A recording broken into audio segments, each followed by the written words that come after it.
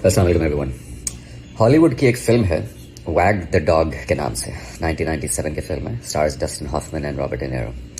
इस फिल्म के अंदर एक अमेरिकन प्रेसिडेंट की कहानी है जो कि अपनी टर्म के एंड के नज़दीक है और इलेक्शन दोबारा होने वाला है और ये री इलेक्ट होने का ख्वाहिशमंद है। लेकिन इलेक्शन के नज़दीक ही उसको और उसकी टीम को एक खबर मिलती है कि उसका एक sexual scandal with an under aged girl वो सामने आने वाला है। ऑब्वियसली ये खबर उसको तबाह कर देगी। वो और उसकी टीम एक स्पिन डॉक्टर को हायर करते हैं जिसका काम ये होता है कि पूरी न्यूज़ को और नैरेटिव को एक स्पिन दे देना, घुमा देना चीज़ों को। वो साहब क्या करते हैं, वो एक हॉलीवुड प्रोड्यूसर और डायरेक्टर को हायर करके कुछ फुटेजेस शूट करके न्यूज़ चैनल के ऊपर एक किसी छोटे से मुल्क के साथ जंग का ऐलान कर देते हैं कि वो मुल्क हमें थ्रेटन कर रहा है, हमारी सॉवरेनिटी को थ्रेटन कर रहा है। रोज बरोज प्रेसिडेंट ऑन एयर जाकर इस टेंशन को, इस वॉर को जो कि एग्जिस्ट नहीं करती, सिर्फ न्यूज़ में एग्जिस्ट करती है, उस टेंशन को बिल्ड करता है। और जो कंट्री इन क्वेश्चन है जिनको वो कह रहे हैं कि वो थ्रेट कर रहा है, उस मुल्क में जो CNN जाता है उसमें इस जंग का कोई जिक्र नहीं। So they are clueless that they are in a war apparently with the US।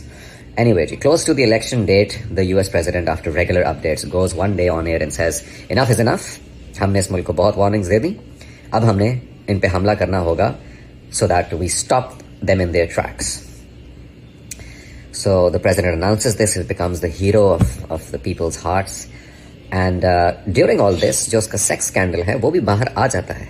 लेकिन इस वक्त लोगों का ओपिनियन कुछ इस तरह का बन चुका होता है कि वो कहते हैं कि नहीं यार, ये स्कैंडल सिर्फ हमारे प्रेसिडेंट को बदनाम करने की कोशिश की जा रही है। We will not believe this.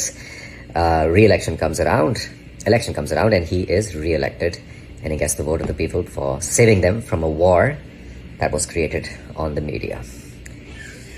It's a pretty nice film. Wag the dog. Check it out. कितने अच्छे तरीके से इस बंदे ने सारी सिचुएशन को एक्सप्लेन कर दिया, वो भी बगैर कुछ कहे। अब सबसे पहले तो मुझे ये बताओ कि इस मूवी को हिंदी में डब किसने किया है और मोदी को किसने दिखा दी ये movie? The sexual misconduct occurred inside the Oval Office. With the election only days away, how much will this scandal affect the outcome?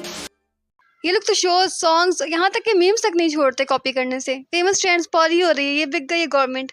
Indian brands तक ने फॉलो किया इन ट्रेंड्स को। ये हमारा गाजर का हलवा है, ये हमें पे पार्टी हो रही है। ये बिक गया है सिनेमा, ये फिल्मों में कुछ नहीं रखा।